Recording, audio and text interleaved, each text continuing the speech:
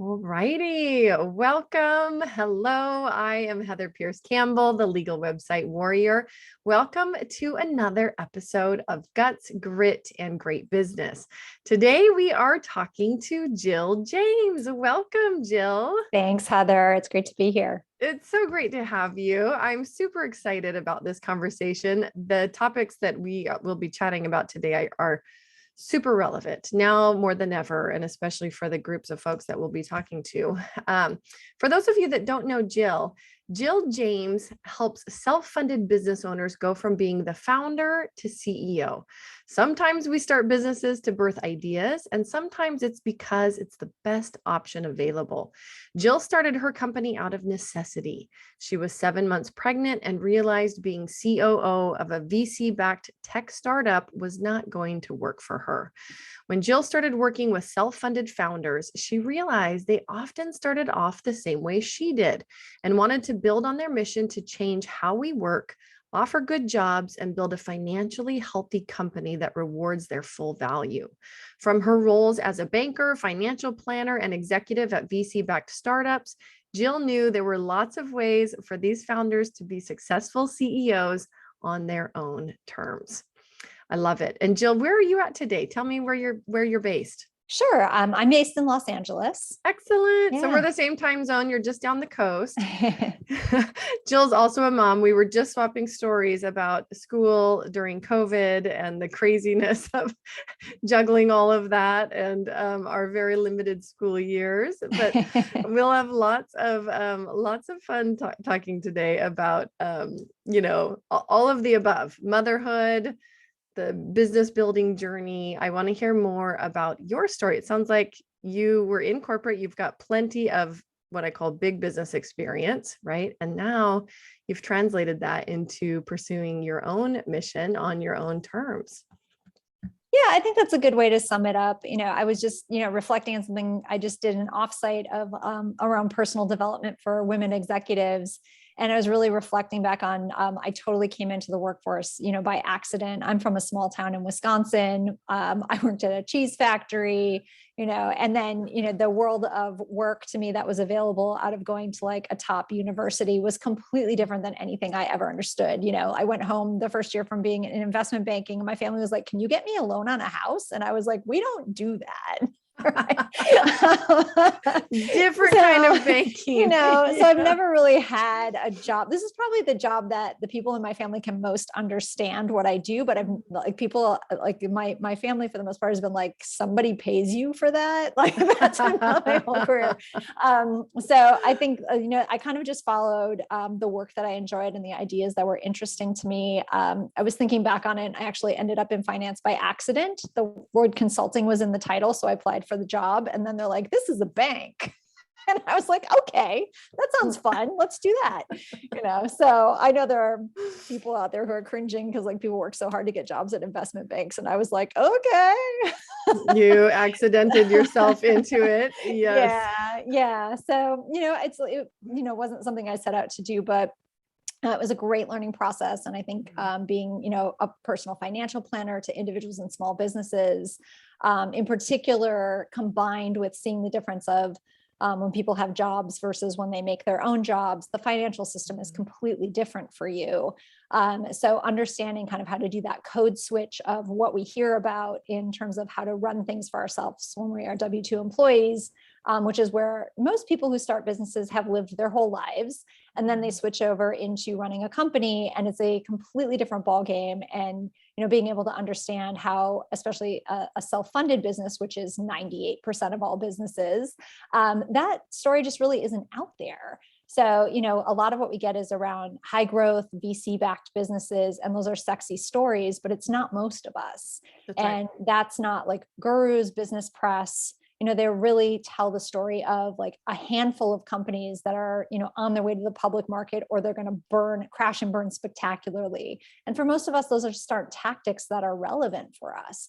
Yeah. So, in thinking about like, what are the foundational things that really get people to their goals and like give them fulfilling business ownership, right? Is that it's not a rise and grind type of attitude. It's like, what can this business do for me? And I think that's really where, business starts to work for people and jobs start to work for people. You raised such an important point, and it's worth repeating here because the group of clients that I serve are the people that you're talking to, right? The ones that are building a business for themselves. They're not trying to create a, 80 or $100 million startup and spin it off in 5 years and make a bazillion bucks. It's they want to create a business that allows them to have impact in the world, that's sustainable, helps them thrive, maybe build a small team, bring on employees, but they're not looking to, they're not looking for that really rapid fast track growth that you're talking about, which are the stories that are sexy and make the news headlines. And the reality, and I remind my clients of this all the time, collectively, small businesses in the United States are 99.9% of all businesses. Yes. Like we are the marketplace from a numbers perspective. We are the marketplace from a GDP perspective. We make up 42 to 43% of annual GDP.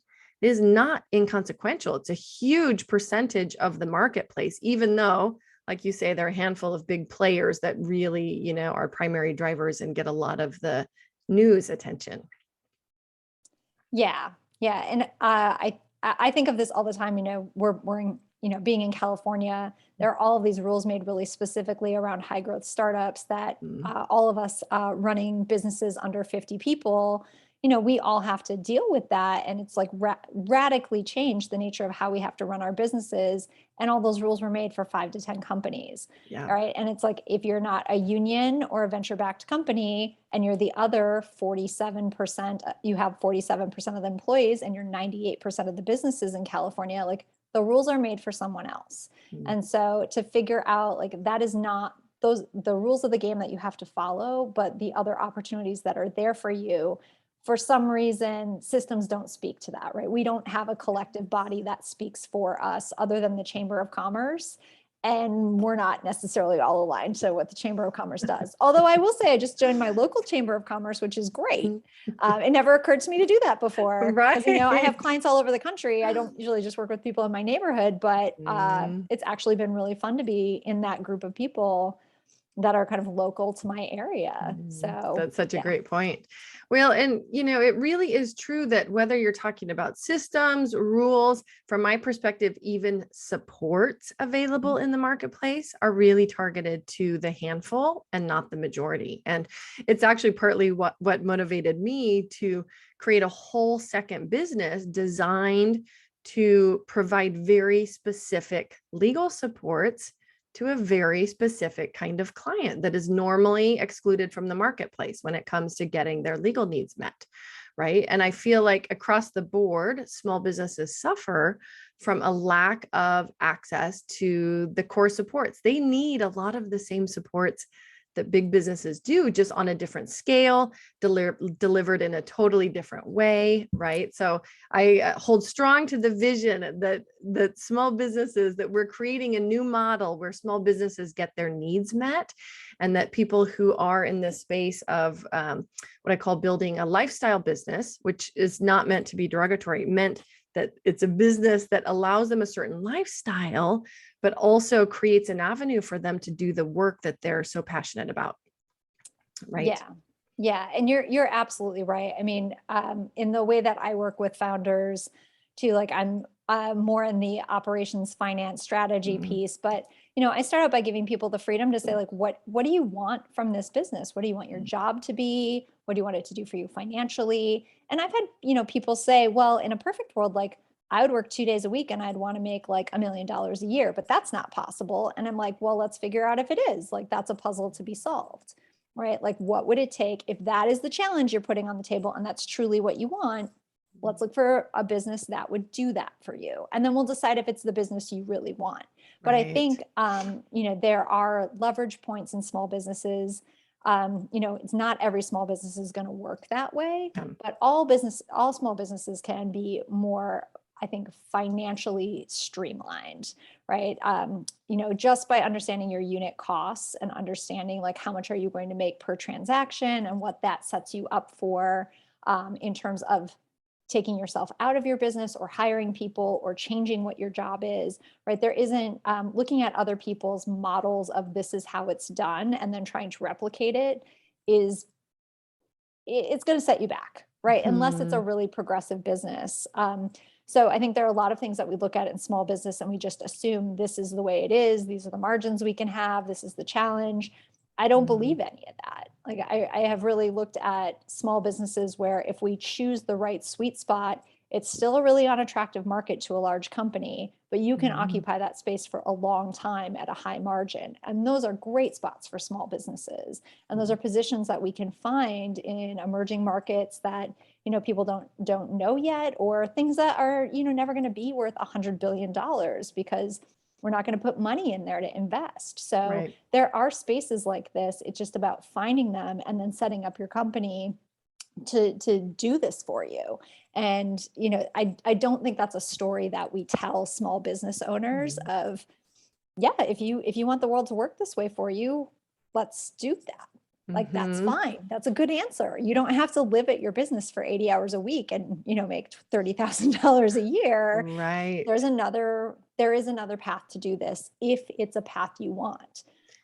But I also find that sometimes people are stuck in that mindset of like, no, this grind is this is what it is. This is the Well, work, and that was going you to be my know? question. Is it that people are not creative enough in thinking kind of like outside of the box, outside of kind of the standard what they know? Or is it that they just don't have the support to ask the right questions, right? Because I think some people can be plenty creative, but they still need help with strategy, right? They still need help understanding, is it a plan that's doable? Is it something they can execute? What do you think is missing for most entrepreneurs, most small businesses that are feeling stuck or not having the growth that Mhm. they want? Um, that's a good question. I think what's missing for a lot of people is, I have a lot of people that are like, oh, I need an MBA. And I'm like, I have an MBA. I use some really specific things from my MBA, and I could teach them to you in a couple of weeks. And once you know them, these are the only things you need to know from your MBA, because you are trying to Mm, network into being a Fortune 500 CEO, right? Like, yeah. you don't care about accelerated depreciation. It doesn't matter to you, right? Mhm. So, all that stuff we spend all that time doing is meant to get you into a bigger company. But there are some foundational financial concepts, I think, and some Mhm. rules, just rules of the game, and things that you learn faster when you have access to great lawyers, great strategists, the kinds of things that you have when you're in a high growth company that, maybe your investor or someone else will kind of let you borrow, or they'll cut you a deal. Mm, Like, when you have that kind of elite support, you get this information a lot faster and you can act on it, and then you really use that to accelerate your growth. So I think oftentimes people will look at those people and say, that's not for me, or, oh my yeah. God, it's $500 an hour, I would never pay that, right? Right. And so some of these limiting beliefs about, like, I'm a small business, therefore I should not invest in these things, that's definitely one of the things that holds people back. And I think the other one is math. Like, I think a lot of people think, like, I'm a visionary, I don't want to know this kind of stuff. I Like, I shouldn't have don't to like, deal with math. I don't like yeah, math. yeah. Yes. And I've got to say, like, I'm in accounting all day, every day. I don't like accounting. I don't enjoy it, but it is the language that we speak in business. It tells us Mhm. the answers. So, as much Mm, as, I have an accountant and I work with accountants and I know a lot about accounting, it's because I have to be fluent to be in this world. Like, it's the language we yeah. speak. And so, I think it's a little, again, people thinking of like, wow, well, I don't really like that. Like, that's not interesting to me. And it's going to crush my genius or crush my creativity if I start to, get into these other sides of the business that are kind of boring and, like, I don't enjoy. But what I found is that, just a little bit of the right knowledge of knowing the questions to ask, knowing the areas like where you get leverage in your business and how the Mhm. financials work, how the economics work. And then some of these rules, right? I'm sure there's legal stuff that you Mhm. look at and you're like, there's a whole credit program for this, or, right? Like, you can write your Mhm. equity structure this way. And, like, there are all kinds of things like that, having, somebody that can help you at these, moments of thinking through things, like, maybe they're not with you forever, but it is a higher investment, it is a higher dollar amount, but, working with someone like that for a shorter period of time versus someone who's always with you can really change the trajectory of your business. Yeah, no, we're definitely speaking the same language around getting the right support, especially at key periods, right? And I do think a lot of small businesses end up with that, like, well, that's a big business strategy. That doesn't really apply to what I'm doing here, and it, like, across the board, like within the legal world, which is where I live, right? Some of the same issues that big businesses deal with, right? Entity formation strategy. What's going to be the best for, are they optimizing for reselling the business? Are they optimizing for tax strategy, tax savings, right? Different strategies. Are they, of course, they're going to be dealing with intellectual property issues. They're going to be having to get all kinds of business contracts behind the scenes. A well-run small business deals with all the same things. They need that same support. That it's not a big business versus small business strategy. It's about, how do I get the support that my business needs at the right phase, right? Absolutely. Yeah. I think that's a really good way to think about it. So when you're working directly with, right, the self-funded founders who are really wanting to transition to CEO, walk us through the early steps of what you do with those clients and some of the things that you have them thinking about? Sure. So the first part of any engagement with me is what I call the business design boot camp, where we ask those questions. First, with all the CEOs I've worked with over the years, they imprint on their business. And it's really important that the person who starts the company, the person who's the CEO, understands that the choices that they make in their business, whether you have 5 people or 100 people, the things that you do are now going to radiate out to those other people for a really long time, right? They stay in the culture, they stay in the process, they stay in the function. So in the very early stages of setting a growth strategy, right, in your foundation has to be what you want the business to be for you, what your values and mission are, like what's your purpose for the business. How are you going to have employees? Are you not? Are we trying to, help you with your personal wealth? Is that a purpose of the business? Or is this like reinvest and grow as fast as possible? Like, what do you need it to do for you? And I ask all the founders to do something called the love-hate exercise, where, we have a little grid and it's like love, like, dislike, hate. And that actually determines who we need to come into the business for help. Because if you love it, like, I don't believe that certain jobs are CEO jobs, other than you always have to control the money, right? You never hand off control of the money. So that's the only job that has to be a CEO job. Otherwise, you get to design the CEO job based on the things that you love to do.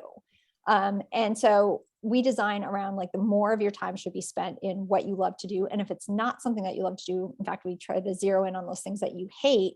That is where you get you the first help, because that keeps you doing the things that you love, and that keeps you from really kind of being substandard in those things that you don't enjoy or you avoid. And that's the best place to invest in getting help. Sometimes that means hiring somebody. Sometimes it just means, a specialized type of help. Sometimes it means a system, but, we have to know. And some people are really reticent to be like, well, I don't really hate anything. Like, I would rather you have super strong feelings. I have people who are just like, I hate this and I hate this and I hate this. And I'm like, great. Well, this is how much money it's going to take to undo the things, like get those things completely off your plate, but well handled. So let's build that into your financial plan. And then you're done, right? The stuff you hate is handled. So, just going through that exercise alone, I think like really sets people up to not be like, oh, I think the thinking is, I'm going to have to learn those things. And the thinking that you should have is, how am I going to manage the person? Like, what do I need to know to manage the person who's going to do those things? Because if they're on your hate list, like, why are we learning to do them? Right? We got to learn to manage them, but we don't want to learn to do them. That's not a good use of time. Right? Well, and it's a great distinguishing point, because I do think, and I think there's a difference between just offloading a portion of your business, right? Like, oh, technology, right? Or whatever. I just want this handled, versus knowing how to manage it, right? How does somebody make sure that they're not doing the offloading and that they know enough to be able to manage it? I think that's part of the transition to the CEO thinking, right? Of like, I understand the basic economics of how this works. I understand my budget. I understand like what I want that portion of the business to do for me. So Mhm. I feel like I can have accountability. And I think the other part is a mindset shift of, no matter what, the most about your business. So if somebody comes in and says like, just let me do it, or I'm the expert here, like, don't question what I'm doing, like that's not somebody you want to work with, right? Yeah. You want to find people who are like, hey, work me out of a job overtime. It's great. Like, I'm happy to teach you about this. Like, I want you to understand it. So looking for people who are consultative, who are advisory, Yes. right? Who are there to say, I'm not going to be with you forever. Maybe I will, that's your choice. But my idea here is, I will do it for you, but I want you to understand how it works and what I'm doing. I think Mhm. asking that of the people that you bring in is a different way to think about it versus I just need to get this off my plate because I hate it. Right. Of having someone who's, a good partner to you who will help you learn to manage them or teach you the parts that maybe you'll find interesting as the person, running the company or guide you to I like to just cut down on decisions. Sometimes that's the reason people hate things is they're just like, they see the universe of possibilities and they're like, I could never think through all those things. But if I Yes. know what your priorities are, I can say they're really, one, maybe three choices. There are two or three choices here that are going to be right for you. I think this Mhm. is the right one because of this, but I also want to show you the other two because they have these slight differences that you also said were important. Mm. But you are the CEO, you have to make the decision. I love So that. It's a I great don't come over the top and run the company for yes. people. I'm like, I will present you and you will ultimately make the decision. Yeah. I think that's so important. And even that distinguishing point around working with somebody who's consultative, willing to share all the information with you, hugely valuable to somebody that wants to build their own leadership skills, their own understanding of what they're doing. Back to the first exercise that you walk people through in your boot camp. What percentage of people do you find have created or launched a business and really not thought through those things? Probably about 85. Yeah, I was gonna say, my guess is it's the majority. Yes. Yeah. So I think it's a good framing exercise to both put you in the mindset of, you are the person making the decisions. Mhm. And even I talked to somebody today, and a lot of us come from the background of being really good problem solvers. I could do this, or I could do this, or I could do this. This is framing it in a way to say, what do you want to happen? What's your ideal outcome here?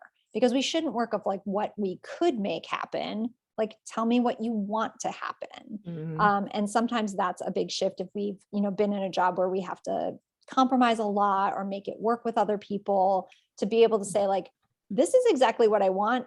I'd be willing to accept this as plan B, not I'll make it Yes. work. I'll make anything work.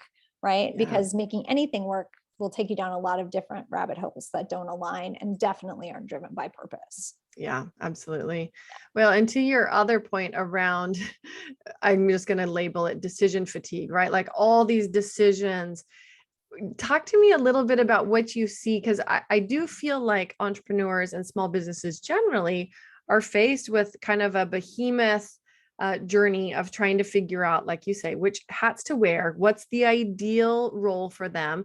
And also along the way, having to do a lot, right? They don't have in-house legal counsel. They don't have probably an in-house, COO or CFO or any of the things they need to help them make those decisions as seamlessly as possible from the start. So it ends up, I think, and a lot of times plugging in support a little bit like in fits and spurts, right? And kind of stair stepping that along the way.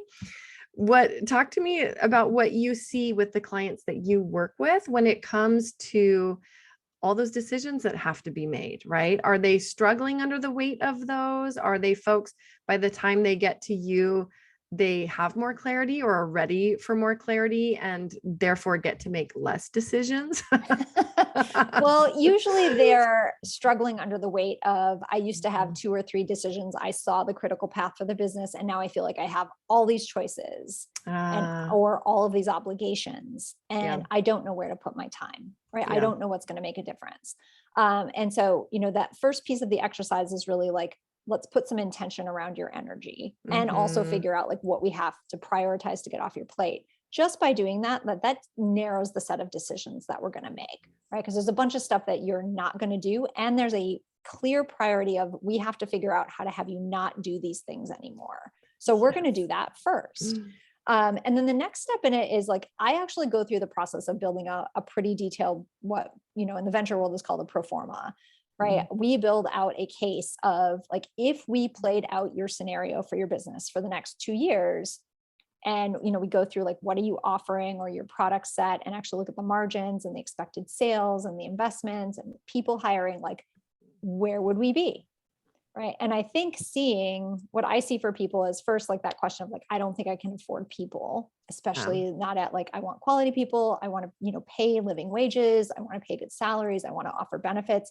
They look at that and see like, oh my gosh, this is going to be crushingly expensive. Can't do it. There's no way I could do it. Yeah. Right. But then we layer it in and maybe make some of those jobs part-time jobs, or we start with a consultant and then bring people in full time. Right. But it's like, where do we need the help right now to align to the growth phase that we're in? Right. You don't need everybody at once, and you don't need to solve every problem at once. The biggest thing with self-funded founders is like, we just have to stair step out of, these are the critical path of things we need to do today. Don't worry about the other things. Right. And being given permission of like, those other things are not going to make a difference right now. Just leave them. They are not for you. Don't worry about them. And so what are the things we have to do today to get us to the next thing? Yeah. And then, okay, we've stepped up a little bit. Now we can bring in this next resource, and you can take this one more thing off your plate, which will make you more focused on this next thing.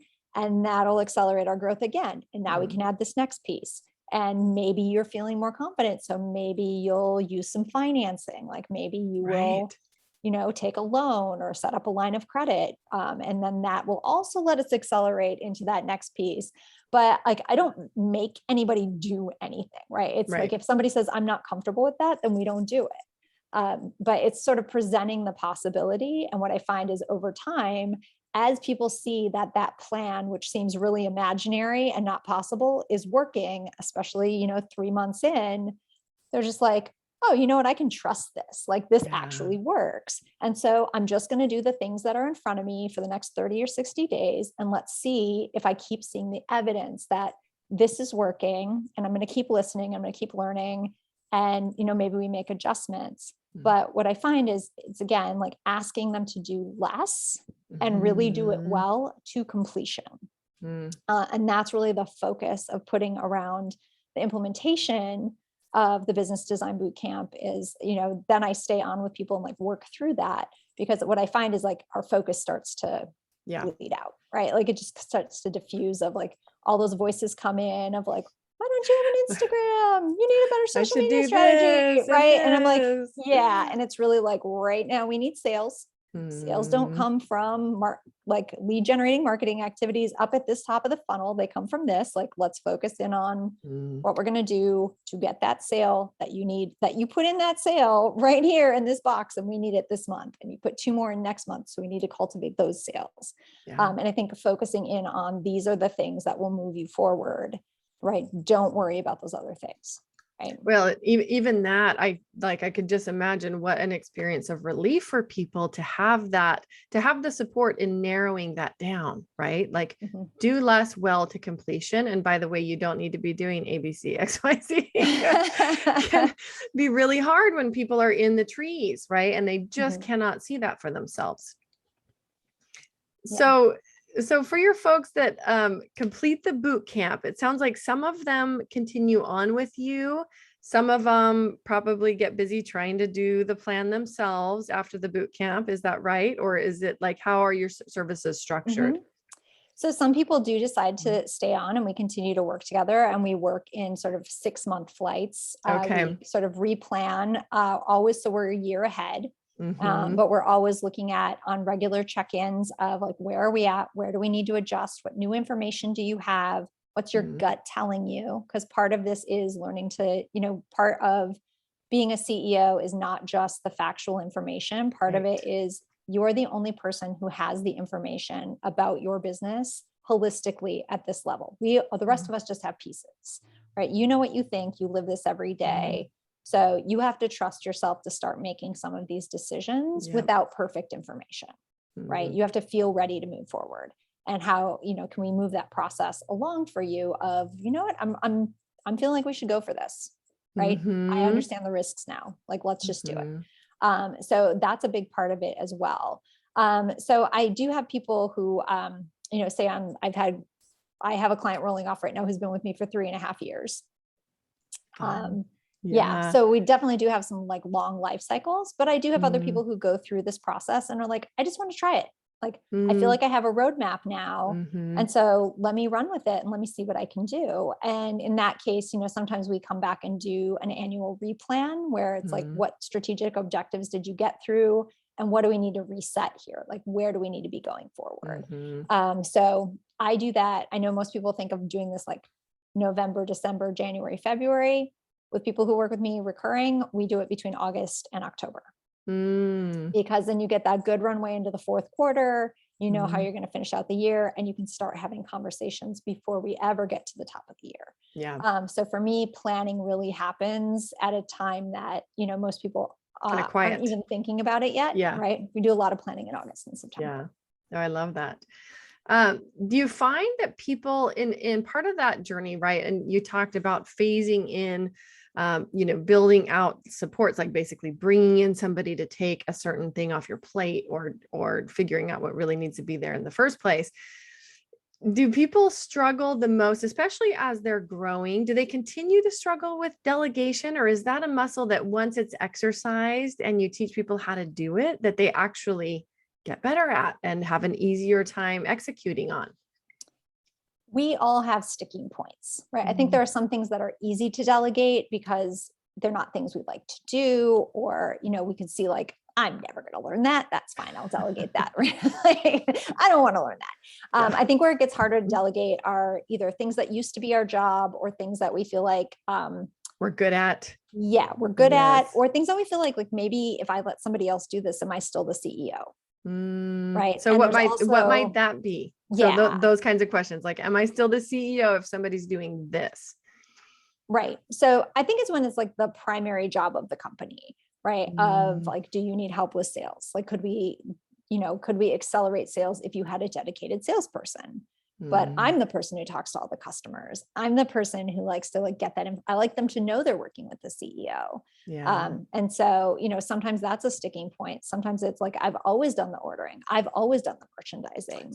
So it can be different. Sounds like that can be different company to company. Yeah. Yeah. I think there are things that it's personal to you. And that's one of the reasons, like, I just don't believe when you're going through this process that we can just give checklists or say like, you're at this level of business, here's exactly what to do to be successful, right? That 20% that really makes your business different is super specific to you. Yeah. And to me, like it's our job as business advisors to listen to what that is and guide the business in that way of, instead of like, I know you don't want to do this, but you have to right now, right? Like, I just don't say that, right? Yeah. Like if someone could grow faster by taking out a loan or something, like I will present the option. But if they're like, I'm just really uncomfortable with that. I hate debt. I don't want to do it. Like, I don't say, well, everybody does this. I'm like, well, okay, well, let's let it rest for 6 weeks and let's talk about it again. And I'll bring it up again. How are we feeling about this? Right. Yeah. Like, and sometimes it's like, it's a growth process. Yes. So I think for each of us, accepting that part of our entrepreneurial journey is you have to get a little bit beyond your comfort zone, but not so far beyond your comfort zone that it's paralyzing. Right. So what's that space for you that is like a little uncomfortable, but you can live in it? And then sometimes we get to a space where we're feeling comfortable again. And then we're like, that's it. I feel great here. But then it's like, oh man, I got to do this again. And it's like, I sometimes compare it to the children's story, The Hungry Caterpillar. If that caterpillar just kept turning into a caterpillar, he's a bigger caterpillar, he's on a higher leaf, but he's going to eat it, go in the cocoon and come out a bigger caterpillar. Yeah. They're just like, it's a journey, right? There isn't the moment where it's just like, I'm done. I've arrived. I figured it all out. Right. Yes. It's like these things that used to be, I couldn't even imagine myself doing are now like day to day. I make that decision in like 2 seconds, or I delegate it away. Yeah. Right. And, but then there's a new thing that's going to take up your mental space. It's going to take time for you to work through it. There's always something that is like your new limit. Yeah. So what is it? And for some people it's mindset things. For some people it's delegation. For some people it's like actually like the amount that things cost. right? Like just the market rate of things. Sometimes Right. people are just Just like, the logistics. yeah, how could I pay someone $200,000? Mm. Right? Like that's crazy. I never made $200,000 in a job. I'm going to hire someone that I'm going to pay $200,000, right? Like that's one that like, that's like, be excited that your business can afford that. That's amazing, right? Like that's a totally different Right. level of executive. But, it's all that, whatever baggage we bring with us, whatever self-limiting beliefs we bring with us, Mm. it is always a process of whatever that is for you. That's going to be the thing that we have to work on in the next phase. Mm. Is it inevitable that the founder becomes the bottleneck or is consistently the bottleneck? Like, talk to us about bottlenecks in small businesses. Mm-hmm. Yeah, I mean, it's a signal, right? Like Mm-hmm. it's showing us where we need to go next. Mm-hmm. So, the founder typically, we're at the point I work with people, like they control everything, Yeah. right? And so it is the process of figuring out what you want to keep and what you want to let go. Yeah. And so, you are going to be the bottleneck, like just inevitably. And sometimes it's like good in that like it holds things back a little bit, Mm-hmm. and I think it's recognizing like, are you the bottleneck because you don't want to give up control? Or Yeah. are you the bottleneck because we're hitting a growth spurt and we're just Right. not, Because we're of the trying to growth. stretch it. We're trying to Yeah. stretch it a little bit so that you understand the job and the person that you want to bring into that job or the partner that you need, right? Like, I think at each point it's like, I'm going to do this just a little longer, Mm-hmm. so that I really understand what I need. So Yeah. I think it's like when you're the bottleneck, knowing why and knowing what purpose it serves instead of kind of just being like, oh, I can't handle that anymore. Let me just throw it to somebody Right. else or So, stop doing it. Like yeah. everything has to be intentional. Well, and it sounds like there is a period of time where it's helpful from the standpoint of growth for that person to really it's okay for them to be the bottleneck, be in that position, figure it out, learn more about what's happening within the company in order to grow it to the next level. Yeah. For Yeah. me, that's totally okay. I mean, Yeah. even I've had an assistant for like 2 years. And a few months ago, I realized like having gone through a few different assistants, I was like, I don't know quite how this job works anymore. Before this new assistant turns over, I'm going to take that job back, right? Like traditional CEO lore would be like, don't ever take that job back, right? But I was like, I know it's going to suck for a couple of weeks, but like, let me do this for a little while and see like what is breaking. How is my world different than 2 years ago when I started working with an assistant? Like, what am I asking? What's not working? Where have our standard operating procedures fallen down? Where are places where we're Right. not as organized as we were at another point? Like, what are my priorities here for someone new instead of just keep doing what the previous person was doing? Right? Like where can we have a correction point here? So I was totally the bottleneck for several weeks. I sent out some horribly formatted newsletters. Because I was just like, this is how much time I have. I know those bullets still aren't working. It has to go. Right. Right. I felt like it should come with a caveat where I was like, I did this myself. This is my, CEO homework. I'm not an expert at HubSpot. Okay.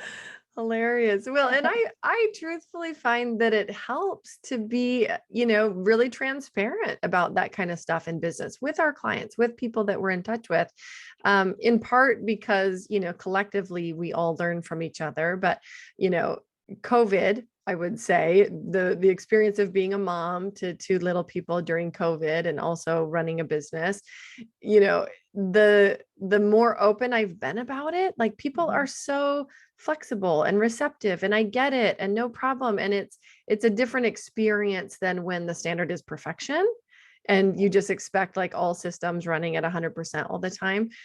Similar to your recent VA experience, I'm in the process of losing my VA right now. She's a mom and she's got 3 little boys and there's just so much on her plate. She just is going to take some time off. She just needs a break. She's VA to a couple of folks in business. And so I'm in the process of trying to hire and train a new VA. And like you, I'm like, okay, I think that I probably need to sit down and like look in great detail. Cause even though I designed the systems, a lot of them have just been running, and the VA has been running them for certain aspects of my business. But when it comes to training the new person, like I might have to be the one that sits down and actually creates the little training video on some of the key stuff and really decide, does that still work for me? Does that still work for my business?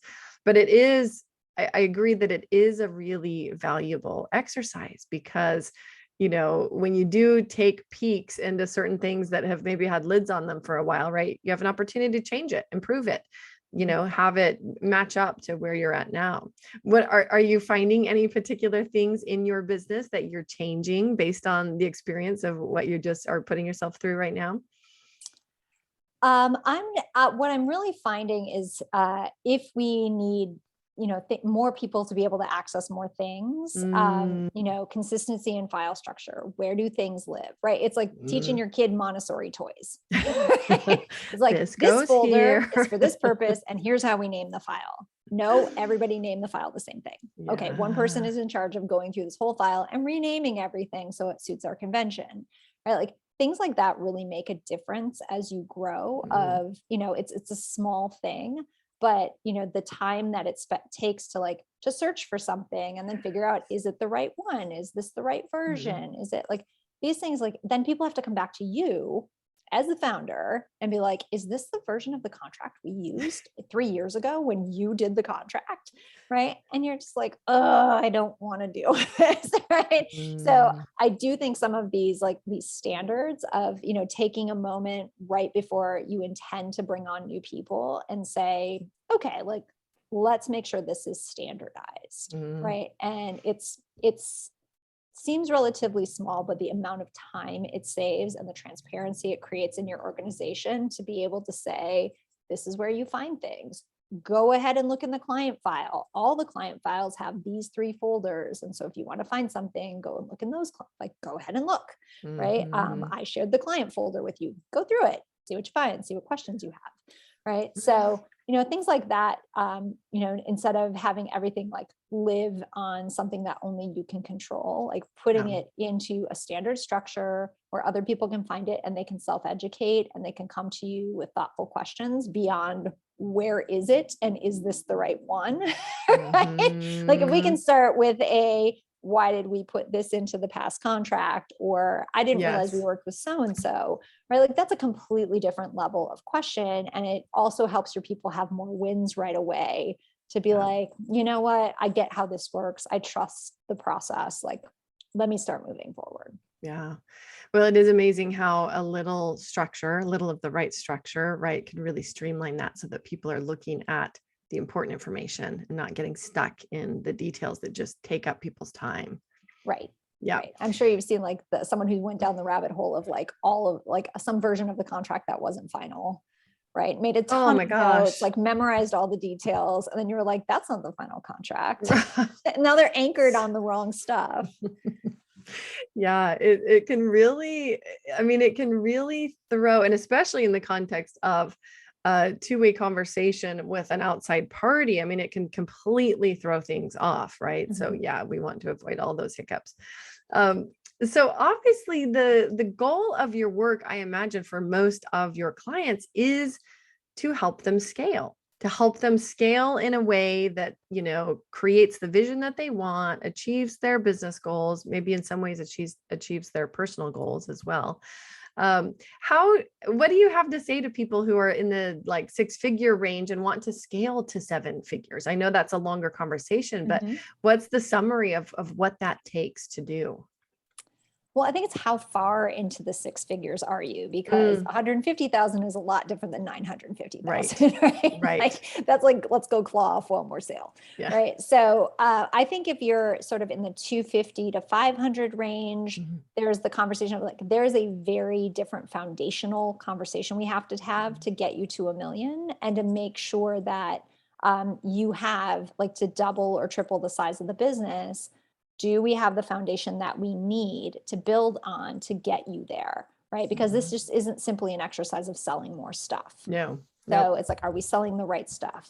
Are we doing the right activities, right? And how quickly do you want to get there? I think that's another question that I ask people all the time, because you can go from 250 to $1 million in a year. But is that something that you want to do? Are you ready to go through the transformation of your business at that pace? And it's okay if you don't. Right. I have other people who are sort of I just want to get this big because then I'd be able to pay myself this much. And I would be comfortable at that level of business. And I think that's a perfectly fine answer to be I would be super happy here. what I find with a lot of people is when you give them permission to be like, that's great. Okay, let's get you there. It's easier than they thought. They've started to understand more about their business. And then they're like, that was kind of easy. Let's go over there. Right. Right? I Let's go thought it for was it. Like, here. I thought this was Let's going to go take 3 years and it took 6 months. Like, let's go for the next thing. Mhm. So I think like seeing a path of like, okay, I can really do this. And if I do these things, like we can get to here in the time span that I'm looking for. And like, is that good for me? Or do I want to ask a different question? Yeah. Right? So I think that's just looking at when we're really intentional about growth, it has a stopping point, right? We're not growing just to grow. We're not saying like, just grow as fast as you can and get as many customers as you can, right? For most of my clients, there are a specific number of sales or a specific number of customers or a specific number of products and a certain mix that we want to try to hit, because it really, the margins that we have both get them paid and create the capital we need for growth. Yeah. Right. So we have to keep those ratios if we want to keep moving forward. And so, I think that's a point of like, when you are saying, I don't just want to grow, I want to grow like this for these reasons. Right. And then that intention drives your business forward in a way that you get the right mix of business, you get customers that are a fit for you. And then you can pause and say, am I good? Or do I want to take on the next one? Do I want to pause here for a second, just, catch our breath before we do the next thing? Or sometimes it's like, we could go to the next level, but that means going through another 2 years of this. And this is actually a really good business for us. Like, we're good here. We're just going to refine the customer mix and keep our eyes open for the next opportunity. And I think sometimes there's also that permission of like, you do not have to double the business every single year. Right. I Some love that. businesses have a natural stopping point of, this is a really good size of business. We like this. It's fine. Like, you do not have to grow infinitely. We are not in the stock market, right? We don't have investors that like we have ROI for. It's you, right? Are you paying your employees? Are you taking care of people? Are you putting a good product in market? Are you creating value? Those are good enough answers to be answering. Like, it doesn't have to be infinite growth. Right? No, I love that. And the idea of permission, also this idea that there is a stopping point, or there can be a stopping point, I think also respects the fact that there are levels of business where what got you here will not get you there. There are natural levels of business where you're going to stop anyways for a time until you figure out the new strategy, right? So, and sometimes it's a competition thing. Like, okay, we'd have to move into this other company's space. And maybe that opens up the idea, like, what if we bought that company, right? Like this is a very different conversation than, how do I pay myself? Right? Yes. So, there are different tools and different opportunities at different levels of business that like, there are different things we can do for that next level of scale. Right. So it's really about like building up in a financially healthy way that is meaningful to you. And that creates opportunities further down the road of, do you want to keep going? And what's the right way to do that? Yeah. On the topic of funding, right? Because you work with self-funded founders, what percentage of your people, and I would say after a time, like assuming the ones that you've been working with for a while, right, have done some of the initial steps, what percentage end up getting things like outside loans or line of credit or something else that helps to feed the growth of their business? Probably over time, 100%. Right. At some point, everybody gets comfortable with bank financing. And I think bank financing, once people understand how it works and they can see the numbers of it, that it's just a growth accelerator. You borrow the money, you pay it back. You borrow the money, you pay it back. Right. Too many of us are in the mindset of like, you borrow money because you're not sure how you're going to be profitable. Right. And so when you're looking at it like that, it's like, how will I ever pay this money back? But we're in the flow of business where it's like, oh, we kick off this much cash every month, we can pay it back, right? It's like, we can cover the loan. So I think once you understand the finances of your business, people get more comfortable with the idea of, I could go faster if I had some more money. Then it turns into like, how much and from where and how much does it cost and what's the right vehicle for you? I think we've had sort of a very low risk way for more people to get comfortable with this in the last year and a half around the EIDL loans and around the PPP, of like seeing, oh, I had an extra $25,000 in my business. That made this kind of a difference to me, right? It doesn't have to be huge amounts, but being able in a low risk way to say, let me see what this could do. Oh yeah, I was totally able to pay it back. Oh yeah, it totally made my business go faster. But I think there are, also deciding like what's your personal risk tolerance. Yes. And I do think also as people understand like how the legal structures around businesses work, of like what's a pass through, what has to have a personal guarantee, right? Some of the things that I'm sure you're dealing with people, what has a personal covenant or goes under your personal credit versus what stays with the business, like understanding there are different mechanisms for this. Some of them that keep the risk with the business, or, starting to get into entity division where it's like this entity, which is only this part of the business. Like now you technically have two, right? You have another LLC, and this LLC is going to do this part of the business because that might be something we can sell separately, or we want to contain the risk of what's going on here.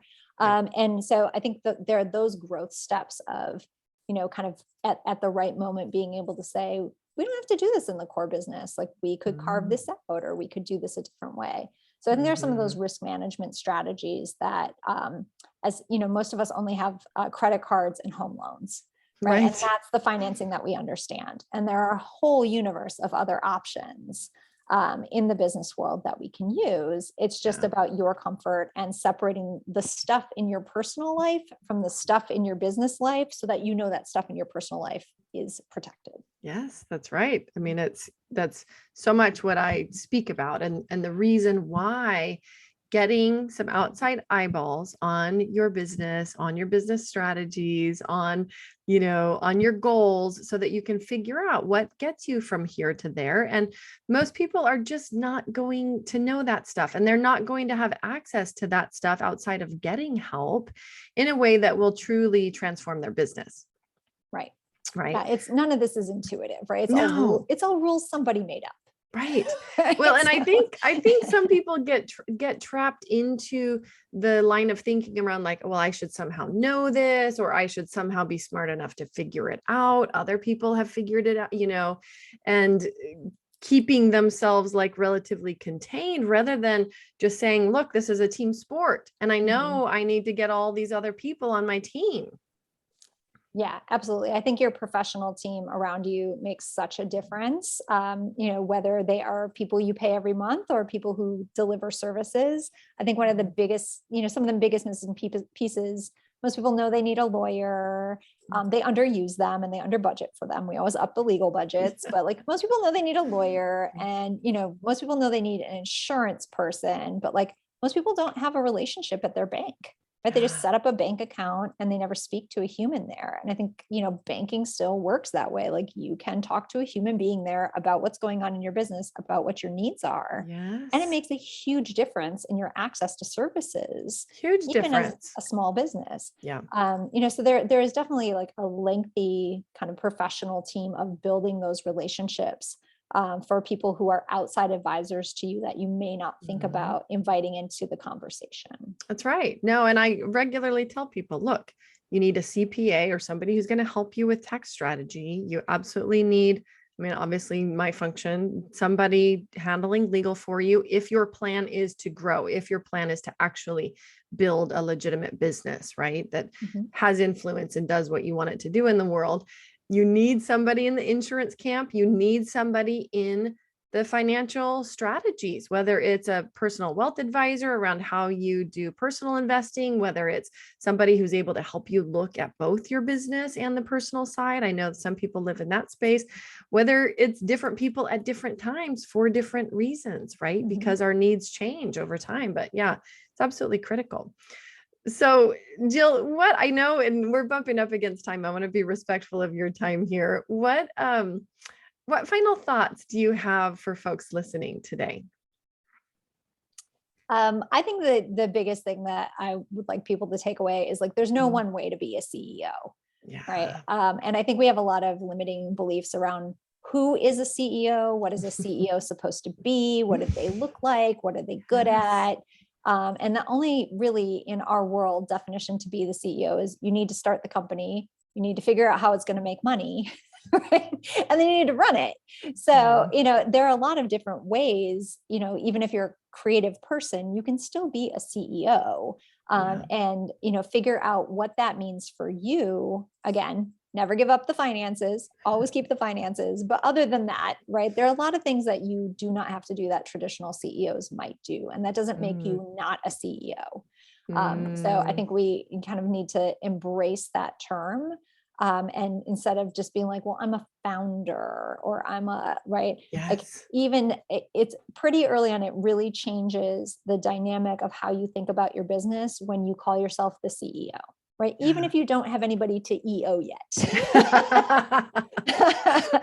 Right. Like just being like, they will come. I need to get my CEO hat on, even though I'm still doing a lot of the work, but I will get there. And so if that is your plan, right, I want to be the CEO of this business, regardless of the size that it's at, this is my intention for myself, that really moves your business forward. So I would say, like, give yourself the freedom to use the title. Don't feel bad about anybody on the internet who's like, you don't have any people, you're not a CEO. I'm like, whatever, do you run a company? Right? Like, I mean, it's run so a company good. and then come tell me you can't use that title. Right. No, it's such a gem. I love that invitation to just more expansive thinking around the role. And you're right. Like, I think so many people do have those ideas of like, oh, a CEO is really this or this or this, and I'm not any of those things. Yeah. I love that. Jill, where do you show up online? Where do you like for people to connect with you? And then I've got one more question for you. Okay. So I am pretty active on LinkedIn, on my personal, it's Jill D. James. I'll pop up on that one. So I post several times a week. I like to try stuff out on LinkedIn before I, make it into a blog post, newsletter, whatever. I just kind of put my ideas out there. I love LinkedIn. I'm such a fan.